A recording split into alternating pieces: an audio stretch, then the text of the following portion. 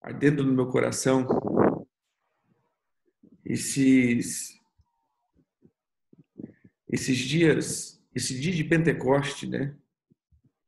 É algo bem Amém. interessante sobre esse dia de Pentecoste. Abra tua Bíblia em Atos 1.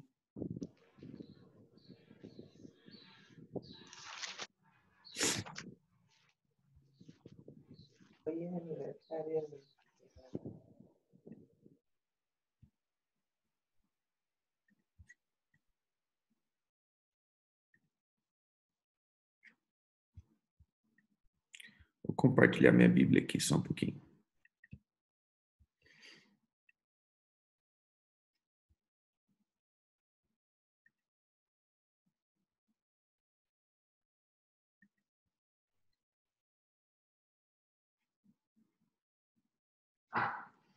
Em Atos 1, versículo 6 em diante,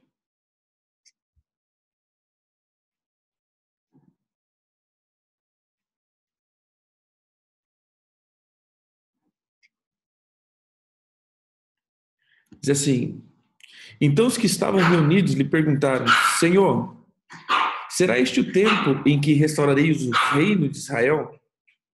Respondeu-lhes: não vos compete conhecer o tempo, as épocas que o Pai resolveu pela sua exclusiva autoridade, mas recebereis poder ao descer sobre vós o Espírito Santo, e serei minhas testemunhas, tanto em Jerusalém como em toda a Judéia, Samaria, até os confins da terra. Dita estas palavras, foi Jesus elevado às alturas. Deixa eu só colocar aqui que está na Bíblia. À vista deles, em uma nuvem, o encobriu dos seus olhos. Estando eles com os olhos fitos nos céus, enquanto Jesus subia, eis que dois varões vestidos de branco se puseram ao lado deles. E lhes disse: varões galileus, por que estáis olhando para a altura? Jesus, que dentre vós foi assunto ao céu, virá do modo como viste subir. Esses dias a gente tem meditado muito sobre esse dia de Pentecoste, porque até falo para os irmãos que esse tem sido para mim um tempo onde eu parei para pensar mesmo. A gente veio nessa contagem do Homer, nós vamos sobre esse tempo de reflexão mesmo sobre a Páscoa até Pentecoste, ou seja, essa semana, a semana de Shavuot, as semanas, né, as 7 semanas, quando nós paramos para entender Shavuot.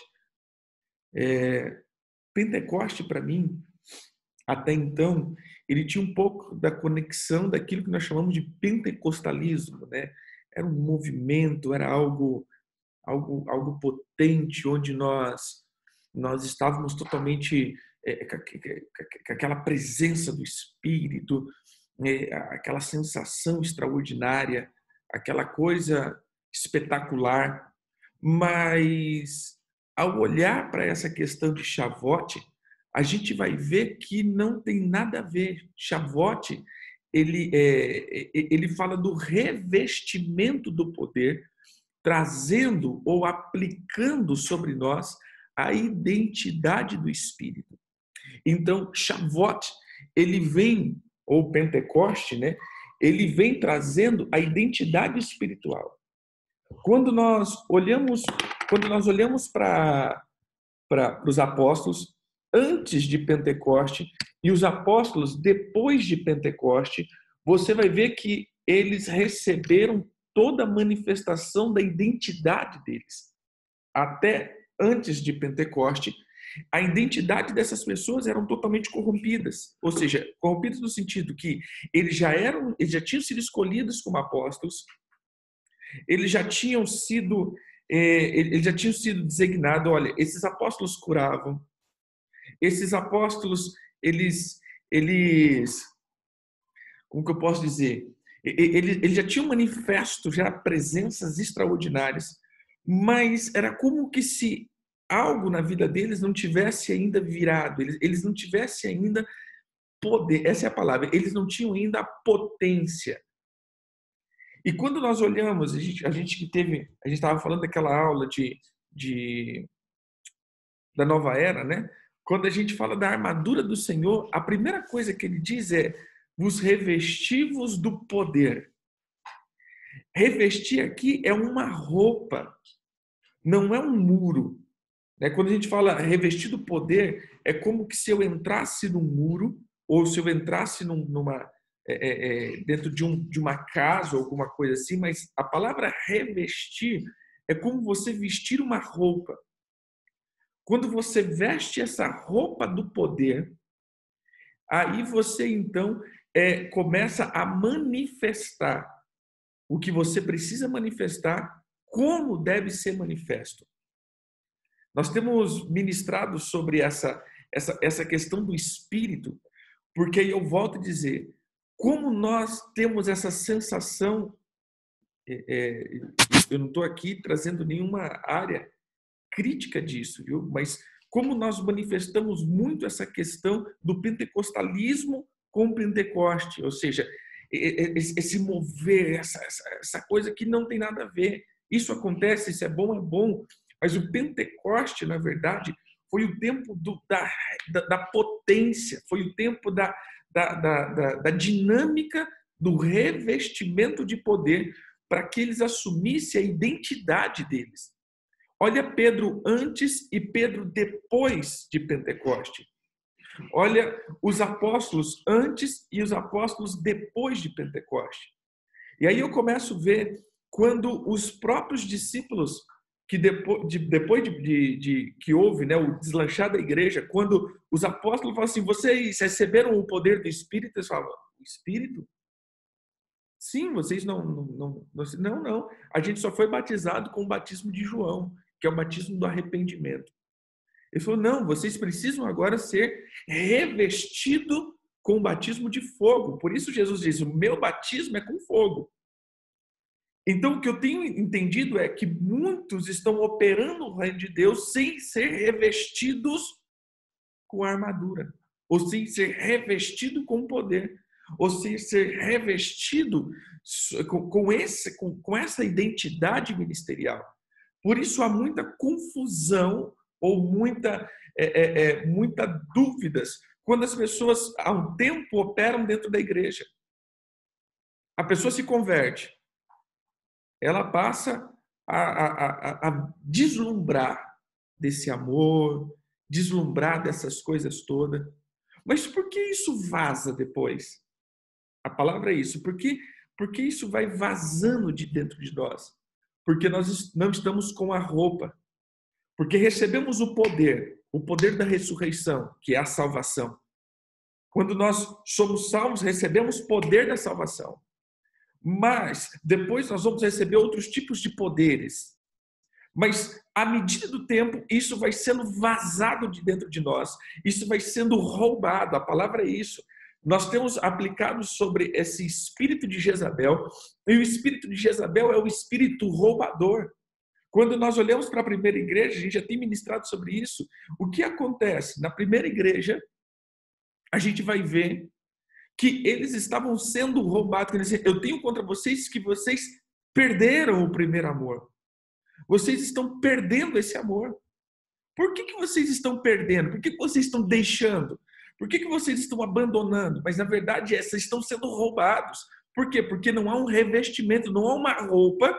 É como, sabe aquelas roupas de astronauta que as pessoas vão para o espaço tem um vácuo, mas eles têm uma roupa que eles se revestem, que dentro dessa roupa tem oxigênio. Ou seja, tem vida. O oxigênio não vaza, o oxigênio não se perde, o oxigênio não se...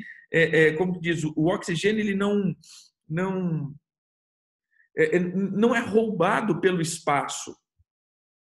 Mas, pelo contrário, ele fica fixado. Por que muitos estão perdendo a fé? Muitos estão perdendo porque eles não estão sendo revestidos, eles não estão recebendo esse poder de Pentecoste, dessas semanas da plenitude do Espírito, para que a presença ou a pessoa de Jesus se mantenha fixa em nós. Ontem na celebração, a primeira coisa, na verdade, que eu tenho entendido que Pentecoste é a aliança, Pentecoste é o renovada aliança. Porque lembre-se que essas são festas que constantemente estamos fazendo ano após ano, ano após ano, ano após ano. Por quê? Porque ano após ano eu tenho que estar me revestindo, ano após ano eu tenho que estar reafirmando a minha aliança com o Senhor Jesus. Eu não sei quem viu quando nós ministrávamos com o apóstolo Joseir. Isso me preocupou muito. Na quinta-feira nós pegamos um grupo de homens e fomos para um lugar retirado para orar. E no fim da oração, o que batia no meu coração, depois até mesmo da ministração que a gente fez na quinta, né, com o apóstolo Joseir, a expressão que eu tinha, ou na verdade a sensação, a vontade que eu tinha, a única coisa era falar: Senhor, nós hoje renovamos a aliança, porque sutilmente nós deixamos ser roubados e permitimos que Jezabel entrasse dentro do nosso coração e nós deixamos ela sozinha. E o nosso discernimento espiritual não foi forte, não foi aguçado. Nós entramos na sonolência. Eu creio que a maioria de vocês assistiu, pelo menos eu vi muitos de vocês no contexto, mas deixa eu só repetir um pouquinho. Quando o Senhor fala de Jezabel, ele fala ele fala assim: eu tenho contra vocês que vocês toleram esse espírito. E a palavra tolerar aqui é deixar sozinho. Eu tenho contra vocês que vocês simplesmente deixaram ela sozinho na casa. Assim, vocês não fizeram nenhuma objeção. Mas é aquilo que nós falávamos na quinta. Era uma igreja que tinha fé, era uma igreja que tinha obras. Depois vocês vão lá, na quarta igreja. Era uma igreja que tinha serviço. Era uma igreja que tinha amor. Observa, queridos. Eles tinham algo que toda igreja queria ter. Tudo. Mas o Senhor diz assim: mas eu tenho uma coisa contra vocês. Vocês simplesmente deixaram ela sozinho na casa. E vocês não fizeram nenhuma objeção. Agora eu pergunto, querido, uma igreja que tem tudo isso, ela deixaria ser enganada assim, visivelmente? Quando eu olho para a circunstância dessa igreja, eu falo assim: meu irmão, não tem como. Essa igreja não tem como ser enganada. Mas a questão é, a palavra vocês toleram, como eu falei. Aí a gente veio falando dessa questão, a gente estava falando, por exemplo, do alimento, que quando a gente começa a ficar empanzinado, por exemplo, alguém vem aqui na minha casa, a primeira pessoa que está aqui é o pastor Jurandir, aqui na minha telinha, né? Vou usar ele como exemplo. O pastor Jurandir já é familiar, ou seja, ele não é uma pessoa que eu preciso ficar vindo aqui fazer uma sala para ele, não. Ele já é da família, então é uma pessoa conhecida. Eu posso deixar ele sozinho. E aí, de repente, a gente veio aqui, a gente fez um maior churrascão, eu comi demais da conta. E quando você come demais, você fica empanzinado. A primeira coisa que te dá é sono. Você fala assim: pastor, segura um pouquinho aí, né? Vamos fazer uma cestinha aqui. Fica aí à vontade, se você quiser deitar, dormir. Depois da conversa. Ou seja, todo mundo que comeu ali vai dormir. Porque eu confio nele, ele é uma pessoa de casa, e eu estou totalmente pesado, eu estou totalmente empanzinado. Então me dá uma sonolência. É exatamente isso que Jezabel faz. Por isso eu preciso, e por isso o Senhor disse: olha, vocês têm a palavra. Olha, antes disso, nós vamos ver Páscoa. Na Páscoa, o próprio Jesus disse: vocês já estão limpos pela palavra. Então, irmãos, os caras estavam top. Vocês já estão limpos. Só um que não está, que ele já foi. Quando vocês já estão limpos pela palavra. Os caras já curavam, expulsavam demônio, manifestavam milagres. Mas Jesus, quando ele vai, ele sobe, ele diz assim, mas agora vocês esperam que vocês precisam ainda ser selados. Vocês precisam ser selados para que vocês sejam as minhas testemunhas. E a palavra aqui é martos, que significa aqueles que por seu exemplo provam a força genuína da sua fé em Cristo por sofrer morte violenta. Esses caras estavam prontos, o próprio Senhor. Mas por que Pedro negou? E por que todos? Não foi só Pedro. Porque todos deixaram Jesus sozinho. Porque eles não aguentariam as pressões diabólicas, eles não aguentariam os ataques violentos de Jezabel, eles não aguentariam perseguições, eles não aguentariam manter dentro dele, lembra, o oxigênio, ou seja, a fé. Eles estariam sempre sendo roubados, mas agora eles seriam revestidos de poder. Agora eles estariam com uma roupa, eles estariam com uma roupagem espiritual, com a potência do Espírito, e isso é Pentecoste, que isso faria com que a identidade ministerial, profética, a identidade deles estariam totalmente guardadas. Agora eles manifestariam com poder através das pressões que por A mais B eles eram cristãos, eles estavam em Cristo, eles eram testemunhas, eles eram pessoas que manifestavam. Por isso precisamos todas as vezes ser revestidos em Pentecoste. Pentecoste, querido, não é só o lugar de nós sentirmos, mas Pentecoste é o lugar de sermos selados. Em Pentecoste, lá em Israel, lá no monte, lá no deserto, foi quando eles foram selados como nação. Até então, eles eram escravos fugindo do Egito. Em Pentecoste, eles se tornam uma nação. Quando Deus fala com eles, ali eles se tornam uma nação. Ali Deus toma eles e Deus expressa isso. Sabe o que aconteceu? Deus já te tomou como filho. Mas em Pentecoste, Deus sela isso. Deus emite a voz dele fazendo com que há um selo. Você é filho, revista-se agora do poder. Do alto será dado poder. Olha agora como era esse apóstolo, o apóstolo Pedro, o apóstolo Tiago, os apóstolos. Veja como eles eram agora. Eles não só operavam sinais, mas eles tinham uma convicção da fé, eles tinham uma convicção porque eles estavam revestidos de Cristo, eles estavam revestidos do poder, e esse poder agora manifestava neles de uma forma extraordinária, e isso emanava deles.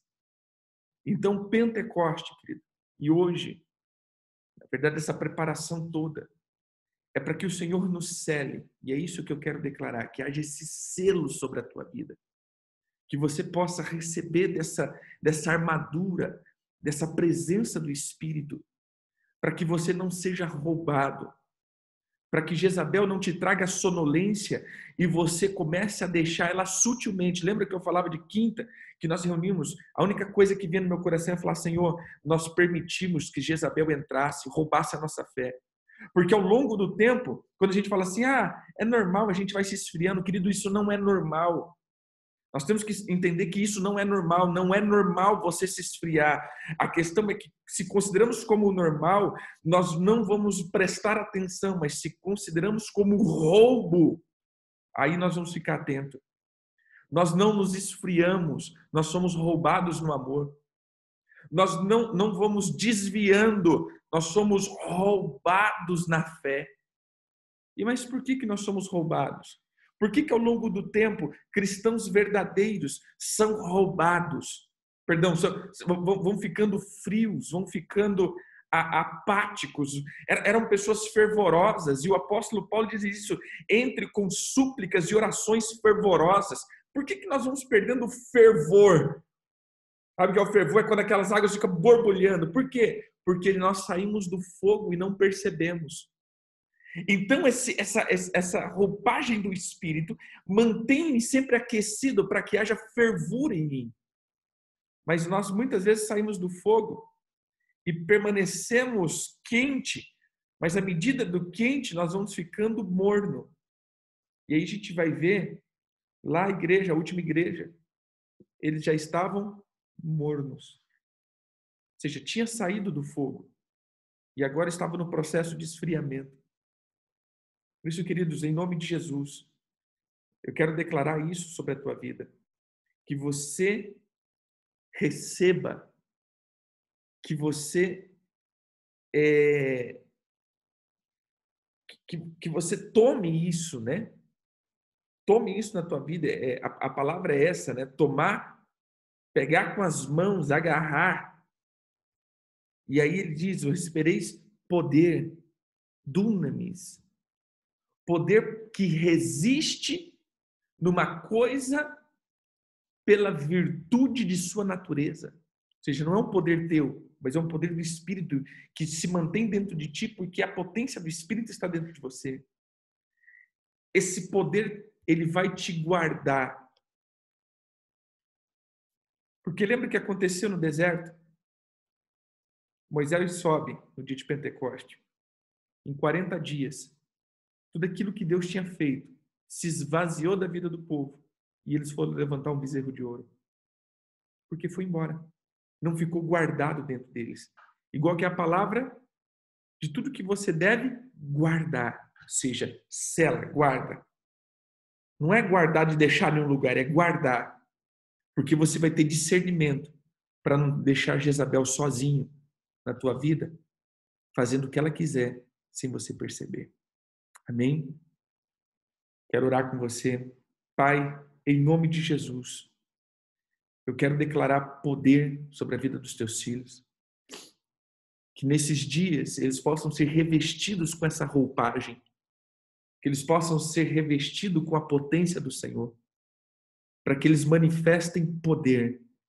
Para que eles sejam essas testemunhas vivas. Eu abençoo os teus filhos de uma forma sobrenatural. Para que eles não sejam como os primeiros cristãos que tinham sido batizados, que tinham estado com o Senhor, mas não tinham poder, não tinham selo. Que hoje eles recebam poder, poder para manifestar, poder para avançar, poder para quebrar as obras das trevas, poder para manifestar graças e virtude, poder para manter guardado a fé.